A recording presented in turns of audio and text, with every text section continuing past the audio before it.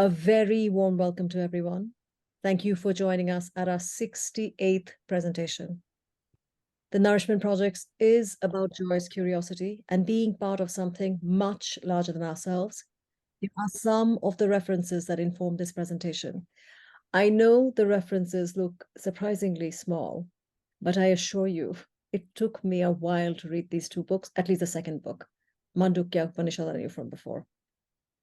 So, in the early 2000s, Kim Kardashian was mainly seen as someone who partied with the socialite Paris Hilton. Kim was reputed to be Paris's stylist, actually like a closet organizer. She wasn't even an assistant. I looked these details up. It was fun finding all these things. As evident in this photograph, Paris Hilton was the center of attention.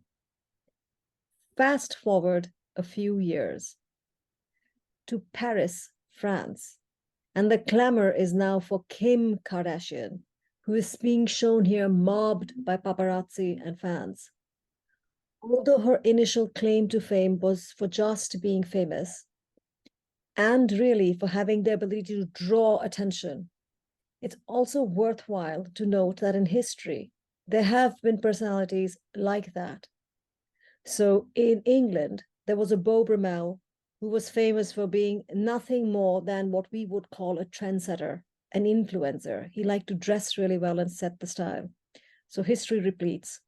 And in this case, coming back to our focus of attention, Kim catapulted to mega stardom, as did her net worth, which is today $1.7 billion. She is no joke. She's an absolutely astute businesswoman. And to be quite truthful, her franchise, in all sense and purpose, are her siblings, many of whom are worth millions of dollars each on their own right. And this is all aided by the global hysteria for celebrity culture. So worldwide, this Kardashian brand is at the top of the social media pyramid. It's really something to analyze as a business case. It's remarkable what they do. And this presentation is about being at the top of the game, being above all, lording it over everyone has been the human perspective, or at least the Western perspective, which seems to declare we are God's chosen, favored creation, more intelligent than all else. Odd, isn't it, this picture? Ecologically, we emerge from the ocean, rather like Botticelli's Birth of Venus. Yet none of the sea creatures are represented in this illustration. Dolphins, sea creatures for sure, are reputedly highly intelligent, but they didn't make the cut for this inclusion, surprisingly. So this tiny jellyfish didn't pass that pyramidal threshold, yet it should for sure arise in your esteem. They can start life as a larva, develop into polyps, and reach mature jellyfish stage when about 1 centimeter in diameter. Then, if they are injured or enter old age, they descend to the seabed bottom, attach themselves to a rock, transform back into a polyp, make an exact copy of themselves, and then rise back up. So unless eaten by a predator, this jellyfish is practically an immortal. It just regenerates itself. It's quite the resurrection, isn't it? To say truly, he, or I suppose it, has arisen.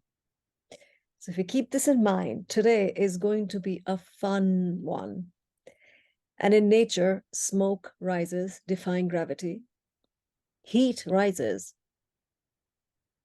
The sun also rises, though this picture is serving a much greater purpose.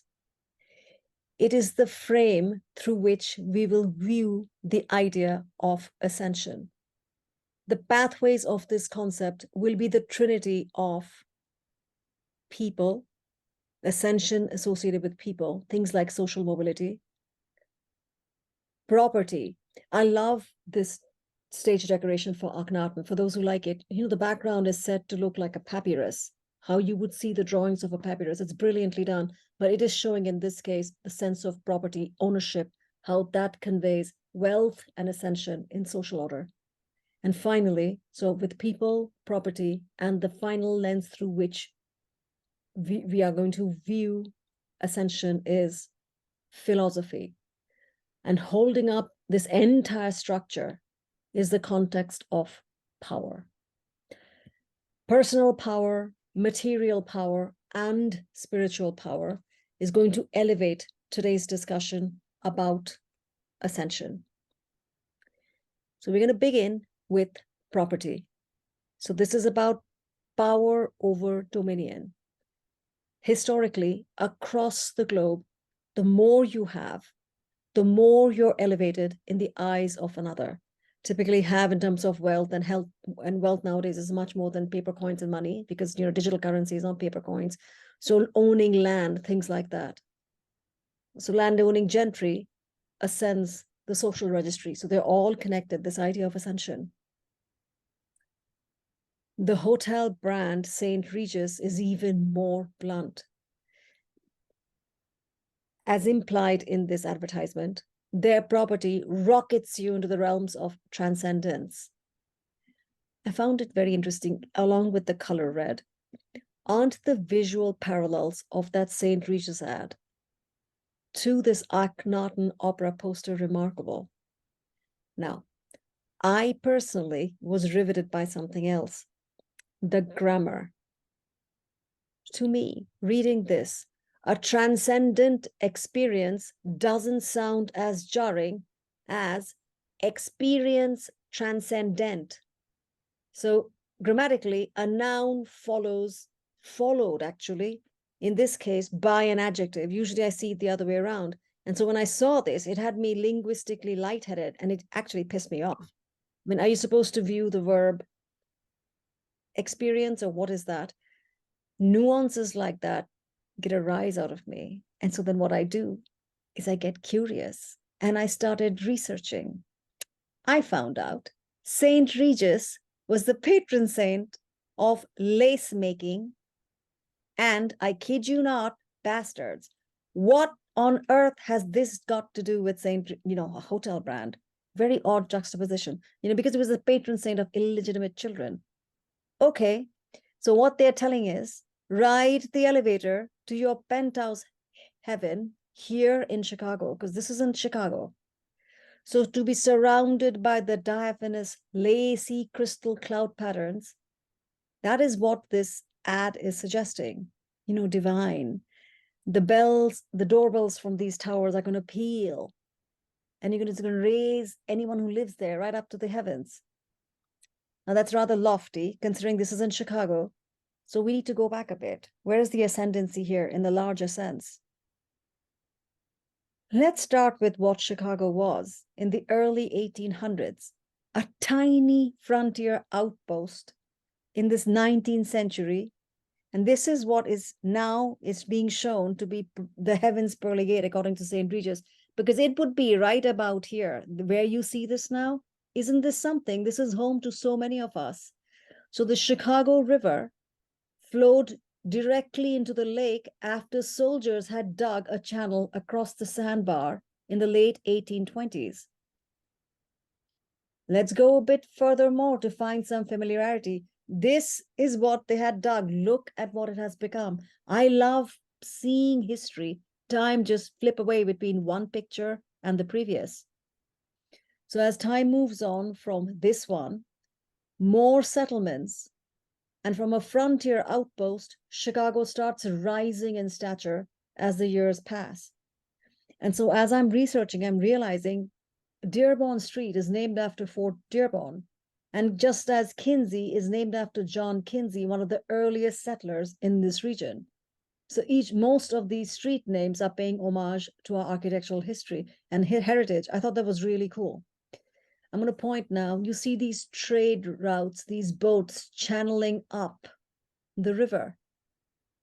So similar to now.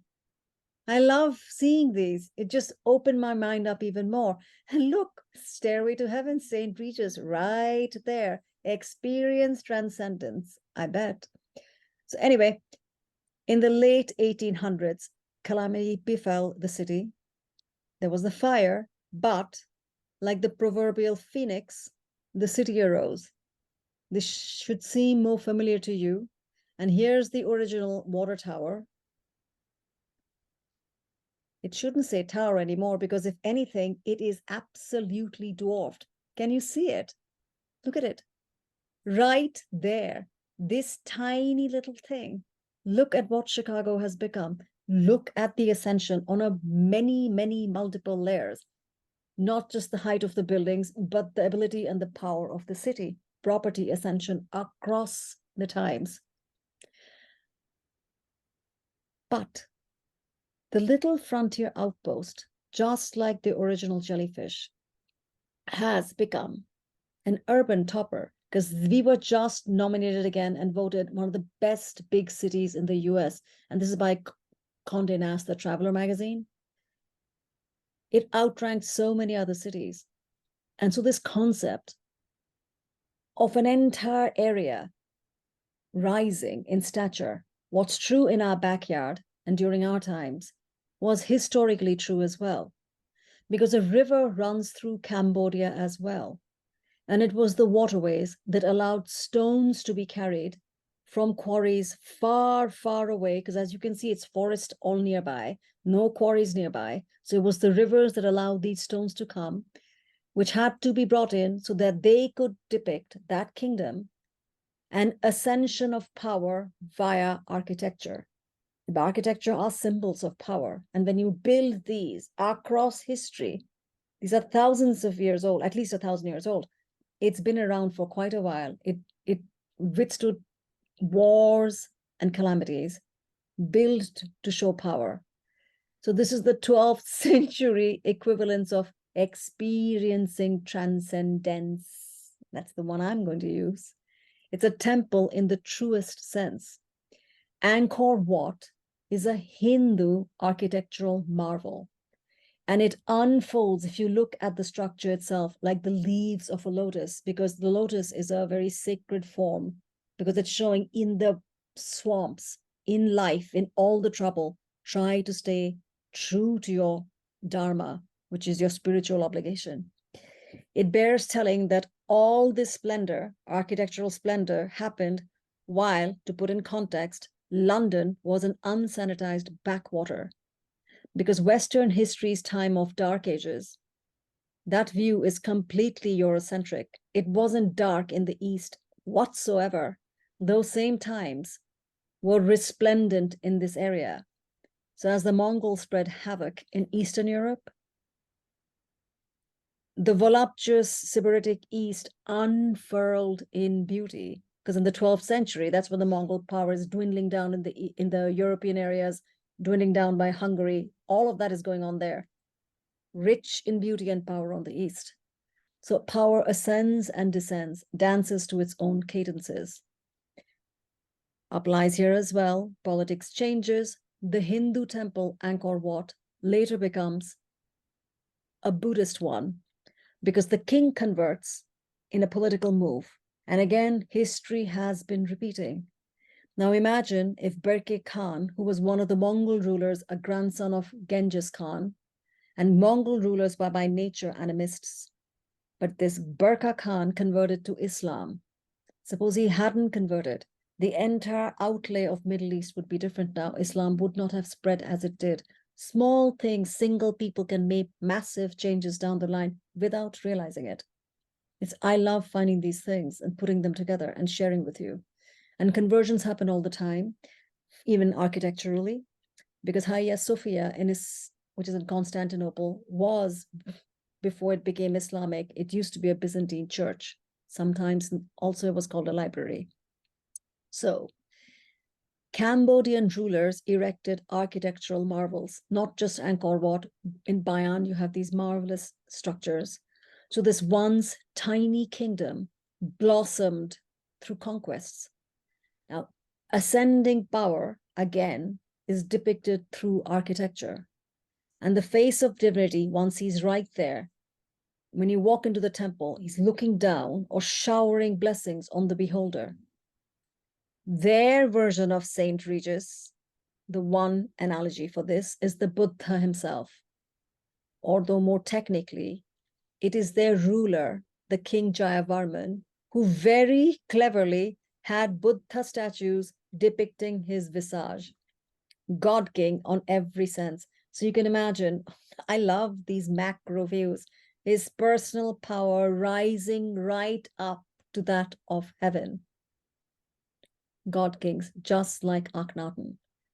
And so, as always, history repeats Ozymandias, this concept that nothing remains. Look, all those great kingdoms, where are they now? Should bring humility to all of mankind. But the Buddha would nod in agreement, because to him, a rise above all material attachments, he wouldn't care. And I wanted to share another realization with you. All these mandalas, these Buddhist mandalas, these are temporary sand art, painstakingly made over days. And at the end, ceremoniously, these are swept away and the sand is poured into the water. They embody the concept of samsara. Now, I'm going to point out, and many of you probably know this already, look at the shape of this. Shapes do change, but in this case, look at the shape of this square quadrangle. Observe the shape of the central divinity of this quadrangular design. Here is the manifestation of that itself. With that in mind, it makes absolutely sense that it too, this physical structure, like the sand mandalas, is swept away by time. Nothing to mourn, the bigger picture. It is as it should be. So, a kingdom arose through the power of one man. His power ascendancy allowed this entire kingdom, their own huge power, the architecture, the property to rise among. This has happened then, as now. And oh my God, do I love this man. LKY, they call him Lee Kuan Yew from Singapore. So Singapore is closer to our times, and geographically, it's quite close to Cambodia. So there's a nice transition from Jayavarman to LKY. And look at toppers across the board. Changi Airport, probably the best airport in the world, tops every list. One of the most iconic hotels in the world, doesn't top the list, but it's one of the toppers. Raffles tops many lists. Gardens, by the way, transcendent indeed. Singapore is a marvel to me. And economically, the nation itself tops the business list as a tax haven. So this island nation ascended almost every list imaginable very, very rapidly. So our backwater turned behemoth. You can imagine why I so deeply admire this man. It is his vision. It is really due, all that happened, to the unwavering vision of that one man you see in the center, Lee Kuan Yew. So as a larger picture, the nation's name itself reveals its global history. I want to point, the mermaid lion, I suppose, half fish, half lion. The Singha of Singapore is harking to the Sanskrit word for lion, Singha, which means lion, right? Por comes from the Sanskrit word for city, Pura. So thence you get Singapura, which becomes Singapore. Its location itself was historically valuable, and it was once part of the Chola kingdom of India. So many of you might know Chola from the Chola bronzes that you see many at the Art Institute. And in fact, those bronzes are admired by many, including Rodin. He loved the statue. I don't like Chola so much. I like Chandela. stone sculptures. But anyway, this outpost back in the day, centuries before, wasn't known as Singapore. Prior that, during the times of Indian using it as travel, it was known as Sri Vijaya. So in lots of Indian stories, it's referred to as Sri Vijaya. But it's the reasons why the Indians and the Sri Lankans came, because it was Buddhist Sri Lanka then. So that's how Buddhism spread through these areas. That's where you get the etymology for the term Singapore for this place. So this land has had many masters, Indian, British, Japanese. Independence was, and I'm not joking, thrust upon it in 1965 because the nation wanted to be part of the Federation of Malaysia. It had originally no desire whatsoever to be an independent nation. Regional independence is viewed very differently from the East to the West. For small nations, independence can be a harbinger for isolation and vulnerability. So initially, when the nation was forming, LKY did not want Singapore to be its own little nation, but it was thrust upon the nation and he rose to the challenge. And thanks to the brilliance and courage of him, this nation amazes me. Look at this. This little stretch of road, named Orchard Road, because of all the plantations it led to in the mid-1800s, transformed into one of the most commercially successful areas in the world. This is their proverbial magnificent mile, or rather by their system, it would be magnificent kilometer or whatever. So LKY, this London School of Economics and Cambridge educated man, and his equally brilliant wife made a precarious nation skyrocket into economic success. The founding father of Singapore, Mr. Lee Kuan Yew, is known to have been a blunt, intelligent diplomat, and he spoke clearly. His clarity penetrated the fog of diplomatic propaganda. He was really something else.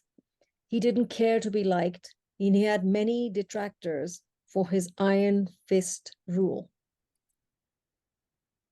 And here is his living legacy, Singapore itself. His work of nearly 50 years, astute ruling of a bewilderingly multicultural nation, religious diversity existing peacefully side by side, not by accident, but due to segregation, long-term economic policies from the mind of this extremely efficient statesman. He made sure housing policies demanded segregation. He planned for this. His ascending power at the service of his country is at the heart of Singapore's meteoric rise as a nation. His son rules now, and this is a fitting transition to the second filter for our story on Ascension, the second part of our narrative trinity. From property, we are going to move to people. Now that we have shown how areas ascend, let's do the people version. Social climbing. Comes to mind right off the bat, royalty. Akhenaten, but he's not the only one. Let's go to my beloved Charlie. Because what happens when he ascends the throne? He rises in power. So earlier this year, Charles himself ascended the throne, King Charles III. His coronation attire, an inheritance from his grandfather's coronation 86 years earlier. So the investiture garment, which is the robe of estate, is an ermine-lined, lavish mantle of velvet purple, and it epitomizes the worst form of ascendancy as far as I'm concerned, unearned entitlement. And I'm saying this when everybody knows I deeply admire King Charles. I deeply admire Charles the man. He's amazing. But here, if you look at him, he looks more a prisoner, not proprietor of style. How could you possibly be comfortable in this? Mercifully, he's not wearing these little stockings his grandfather was wearing. I mean, look, I peered at these outfits. He was wearing pants. You're king. Wear what you want. Why this? But anyway, this style is this theater of ascendancy, as one can see, has a lot of attending ostentation. This globe-like sovereign's orb, I think it's called, yeah, it is called sovereign's orb. It's representing the monarch's power across the Christian world. This 2.5 pound hollow golden ball made entirely of pure gold is studded with massive gems and has a diamond encrusted cross symbolizing the Church of England. So what you see right now, you're beholding church and state, that scepter. Here are most costumes of ascendancy. During the anointing portion of the ceremony, when he is blessed with holy oil, as I was researching this, I thought, is he at some religious spa? If you really follow the process, it's remarkably spa-like.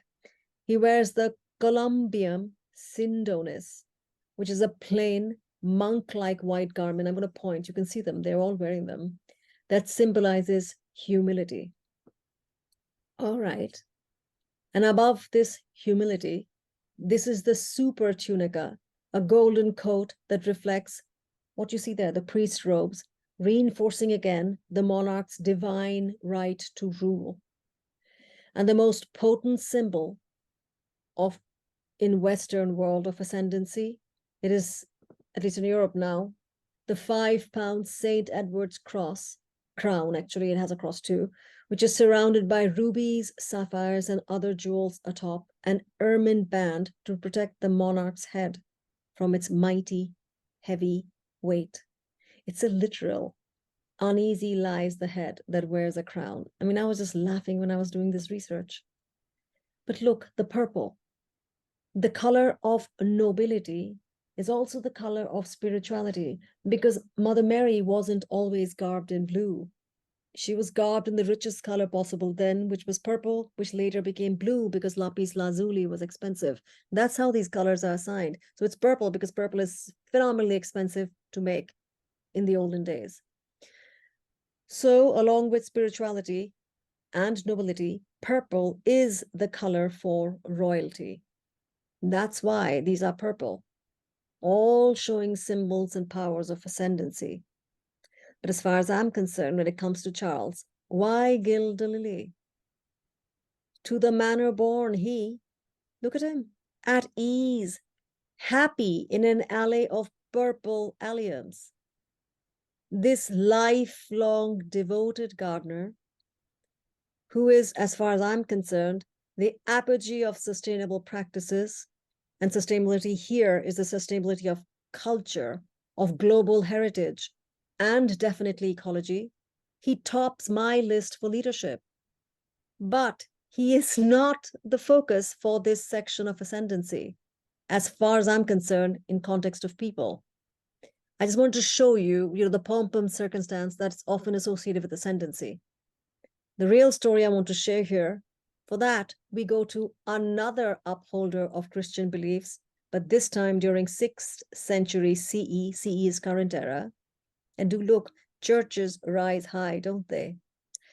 This happens to be in Ravenna, Italy, Basilica San Vitale. And the rising, the ascendancy we'll now consider, is not the Christian resurrection. This is not going to be about Christ rising. Rather, I call your attention to the mosaics on the wall, especially to two particular ones on opposite sides of one another. I'll give you close-ups. He holding bread,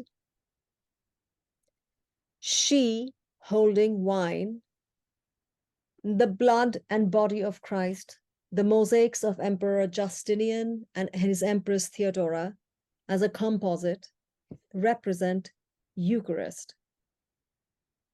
These two individuals represent social climbing 101. Neither was born into nobility. With his intelligence, Justinian helped put his uncle into power and then eventually became emperor himself. Now, Theodora, golden girl, she's delightful. Daughter of a circus trainer, a bear trainer actually, she was an actress, and one of her favorite reenactments was the live version of the mythology Leda and the Swan. Quite a divine, stirring performance, I'm going to assume, because for those unfamiliar with the story, Leda and the Swan involves the Greek god Zeus impregnating Leda while he was in the form of a swan. Imagine that. Ruffles your feathers, doesn't it? Most of you, I'll bet all of you are tangentially aware of these mythologies because Leda later hatched a bevy of beauty from this divine encounter. Helen of Troy, the face that launched 1,000 ships, and most of Homer's epics, was one of the hatchlings. So anyway, back to Theodora, the one I'm interested in. This audacious, marvelous peacock, Theodora, made Justinian's heart take flight. She was a doozy. Though he was emperor when he wanted to marry her, he had to change many a royal rule to marry Theodora, because no vestigial virgin she, by all accounts, she was a concubine, as most actresses in those times were. Well, he got his wish, he married her, and that was probably the best thing he ever did, for that woman had courage. On Sunday, January 18th in 532 CE, and these are all very well known, there were riots after a chariot race in Constantinople. These are known as the Nika riots. And the city just broke down. With the city burning around him, Justinian's nerves cracked, and the emperor was advised to leave.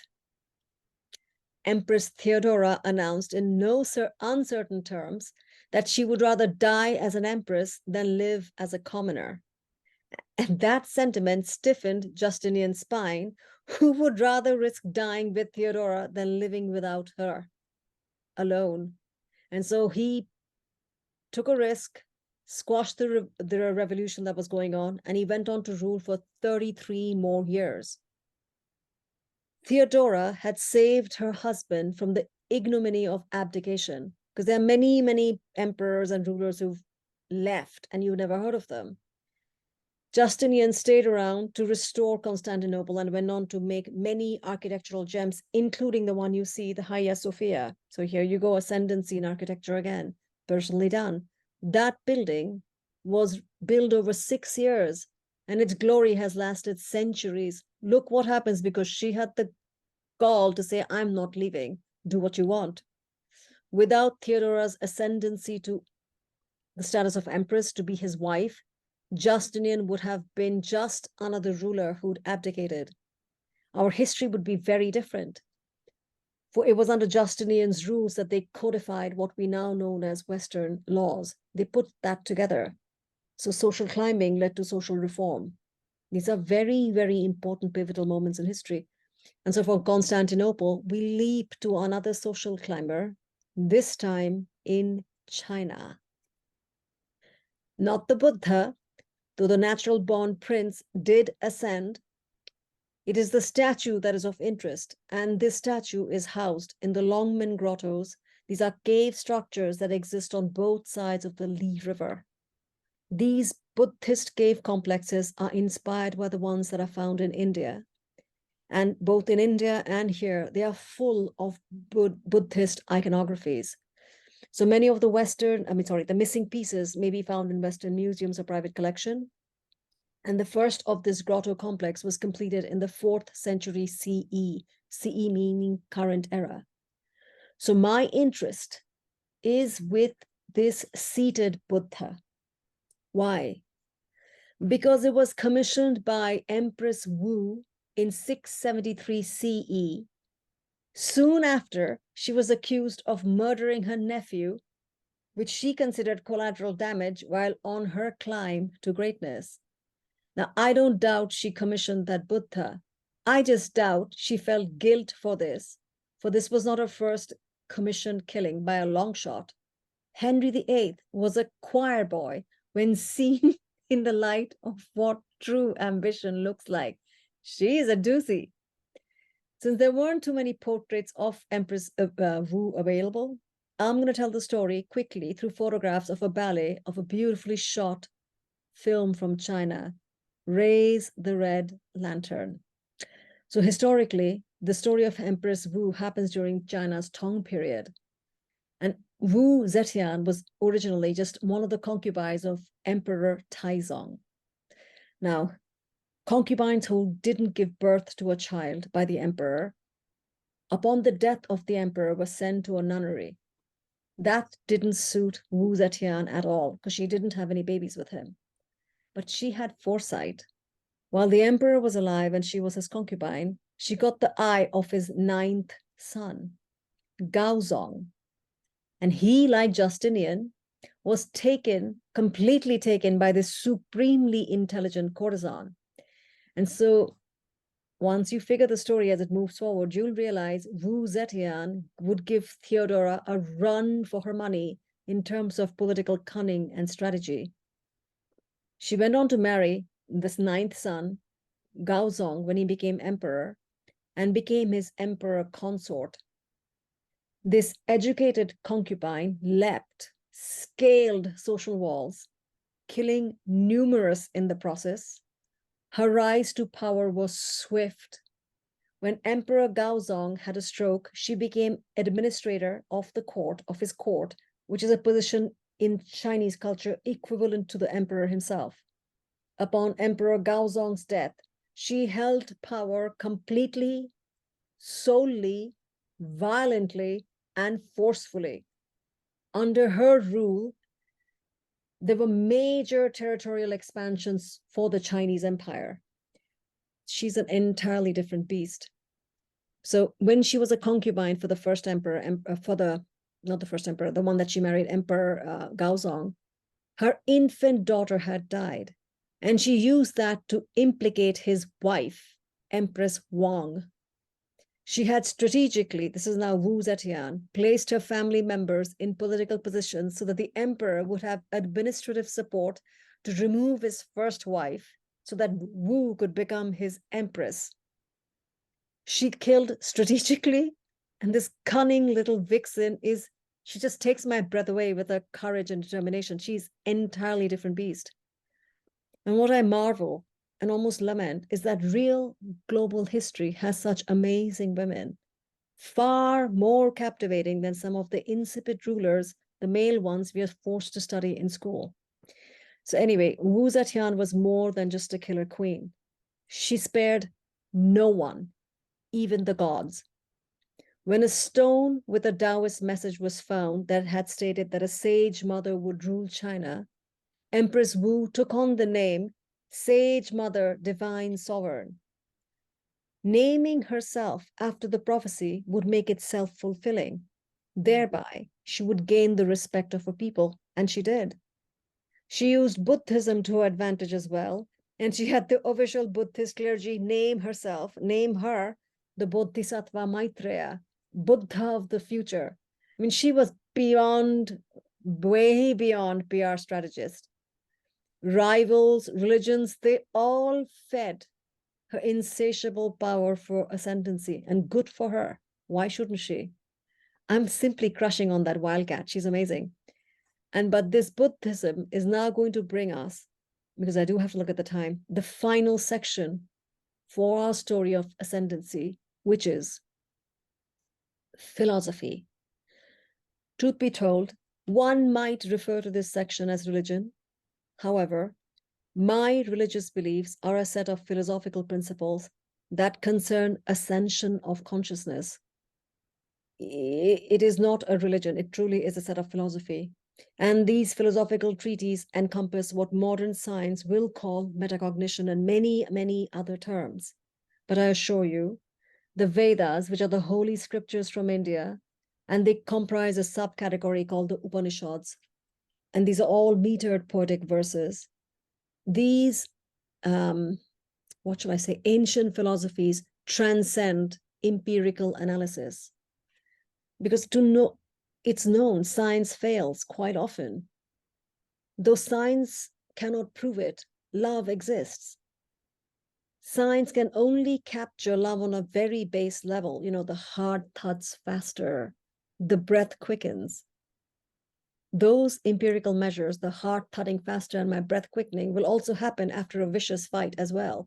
So which one is different?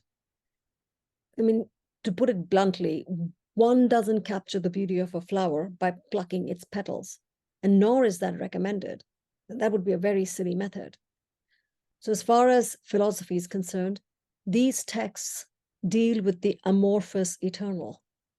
So the smallest of the Upanishads, the Mandukya Upanishad, deals with the individual self and the universal self.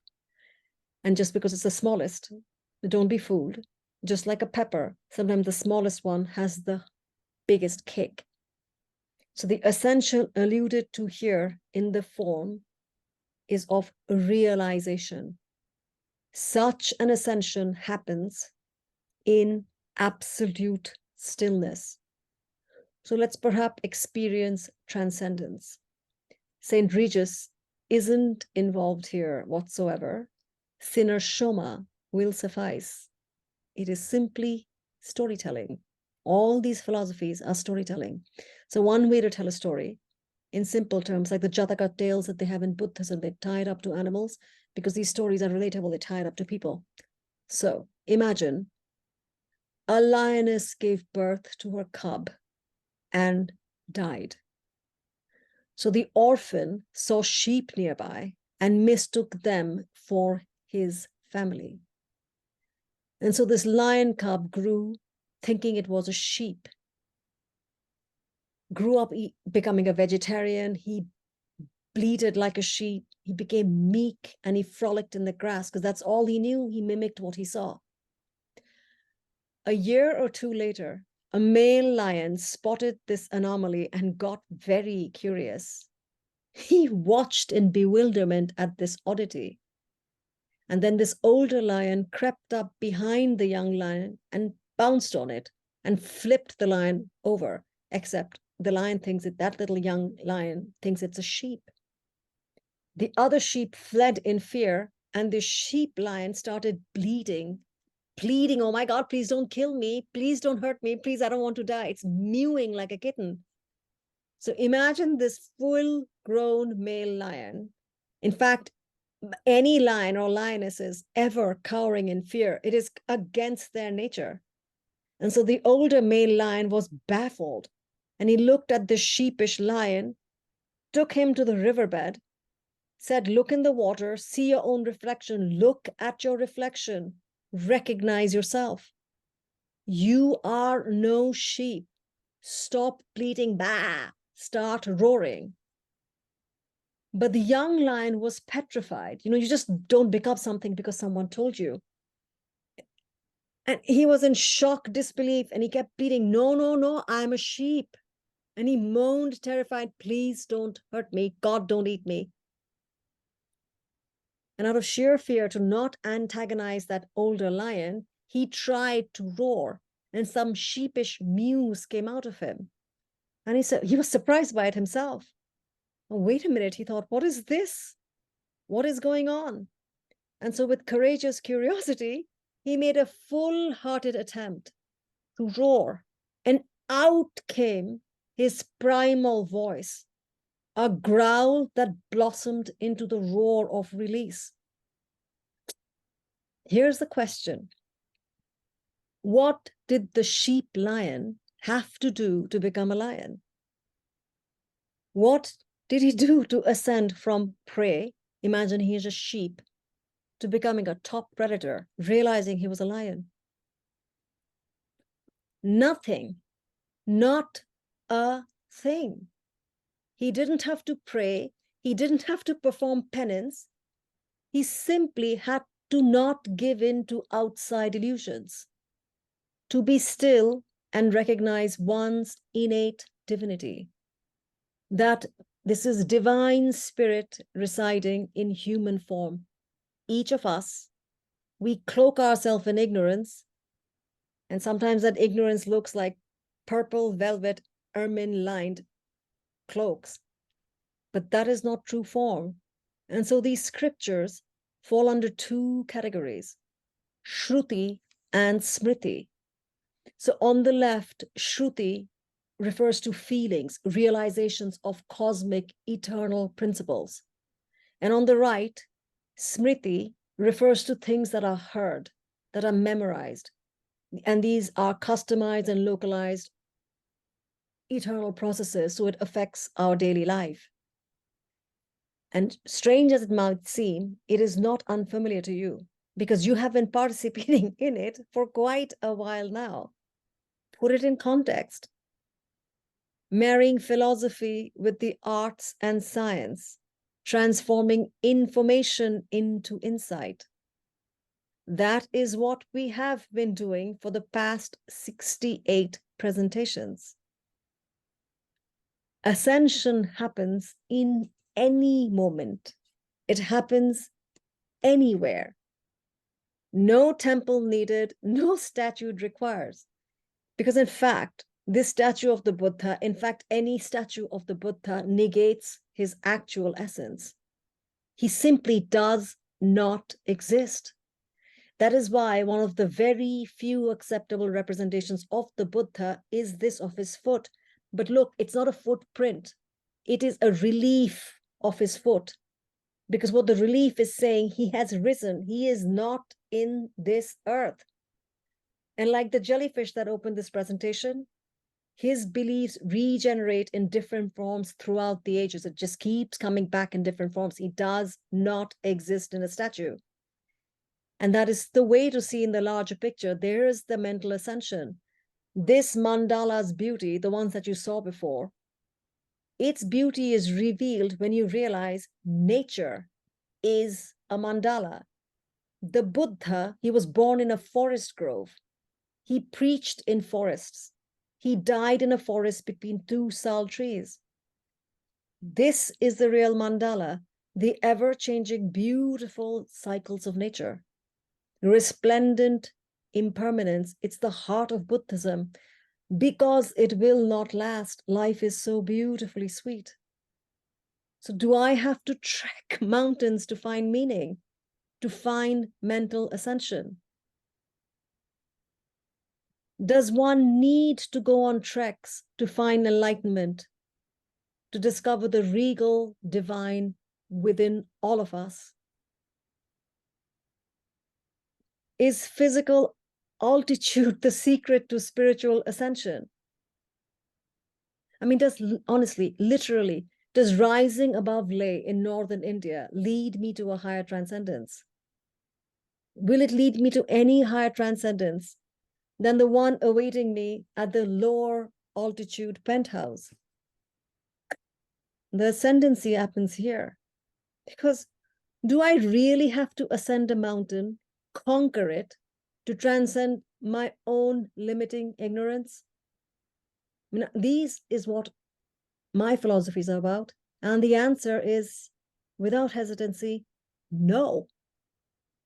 We each, all of us, every one of you, have your own intimate philosophy of ascension, and it should remain private. It's yours.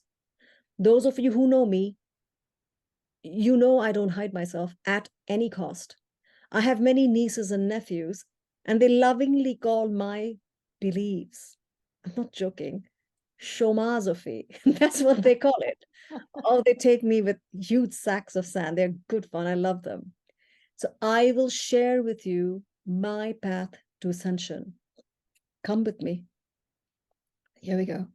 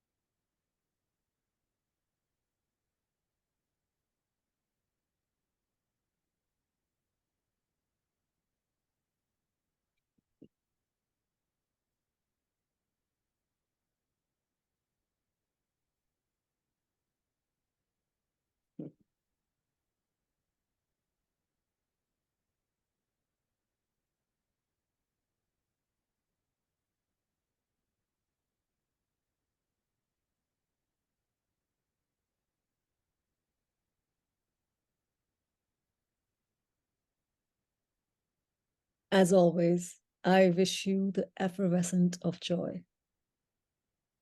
Thank you for your time. I'm going to stop sharing, and I hope you enjoyed the time you shared with us.